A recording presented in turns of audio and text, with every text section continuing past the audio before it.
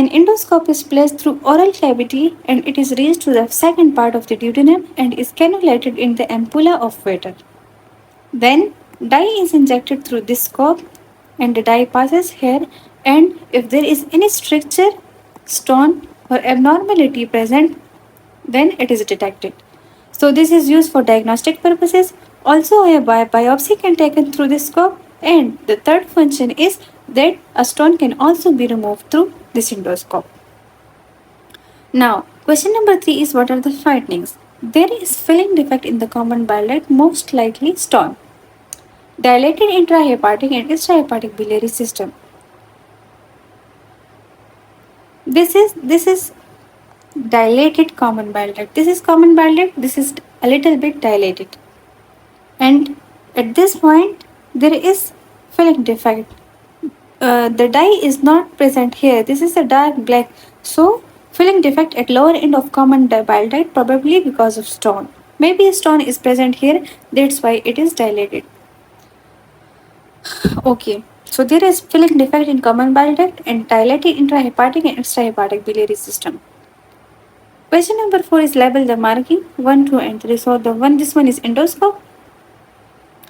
On 2, there is dilated common hepatic duct, bile duct, and this is the filling defect at lower end of common bile duct because of stone. Now question number 5 is what are the complications of these investigations? Bleeding, perforation, duodenum, pancreatitis, and cholangitis. Okay. What are various treatment options of this pathology? Here is obstruction stone present and the common bile duct is dilated. So what is the treatment? Removal of stone during ERCP, laparoscopic or open choriotomy. As we learned here that this endoscope can also be used to remove the stone. So removal of stone during ERCP and laparoscopic or open choriotomy, removal of stone. Okay, so these are the treatment options. Now moving to the third one. Here we are having a scenario. A 50-year-old man presented with jaundice. ERCP has been unsuccessful. This X-ray shows an alternative investigation done. Carefully examine the given radiograph or photograph and answer the following question. Okay.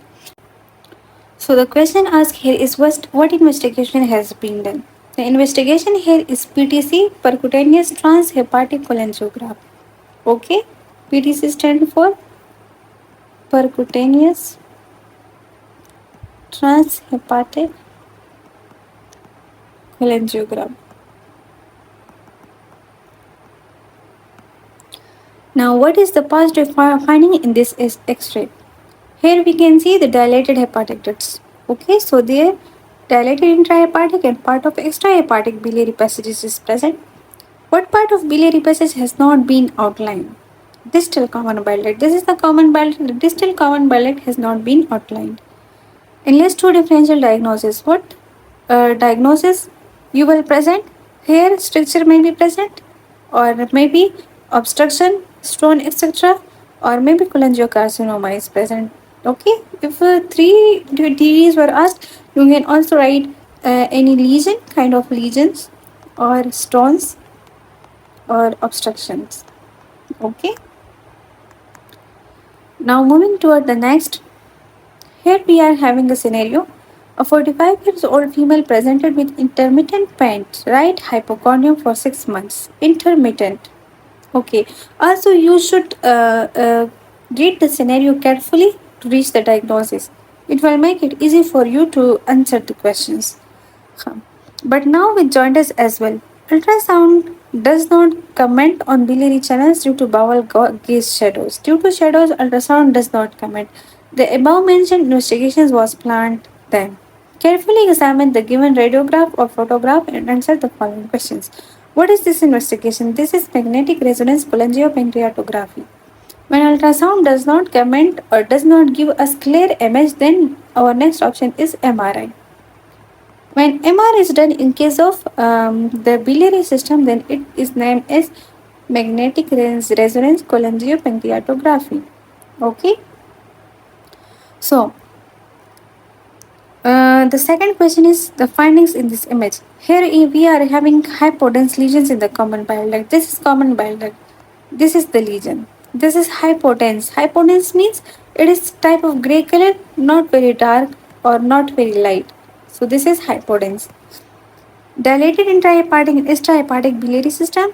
We are having dilation in the biliary system and no complete obstruction because contrast is present in small bowel as well. Here there is no complete obstruction. Contrast is present in the small bowel. So this is no complete obstruction. Now question number 30 is what is the definite diagnosis of this patient? So we are having choledocholithiasis. Choledocholithiasis means stone in the common bile duct. This is common bile duct.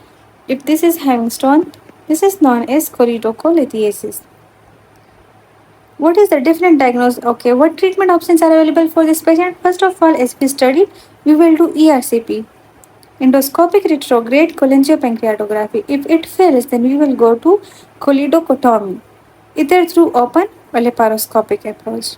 Okay. For stones, we will first do ERCP. If it fails, then we will go to choledochotomy, and it is done either laparoscopically through a scope or it is done through open abdominal surgery. Okay. Now, these were the radiographs of biliary system. Okay. Whenever you study the biliary system in the book biliary system from systemic surgery in the Dogger, then you should study these x-rays along with it. We are having T-tube cholangiogram. Okay. On the next, we are having ERCP, and the third is PTC, and the fourth one is MRCP. Okay. So what are the basic investigations?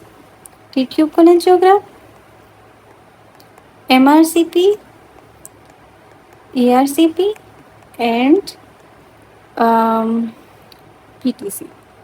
Okay, T-tube, magnetic resonance cholangiopancreatography, endoscopic retrograde cholangiopancreatography, percutaneous cholangiography. Okay, now we'll come towards X-rays of abdomen.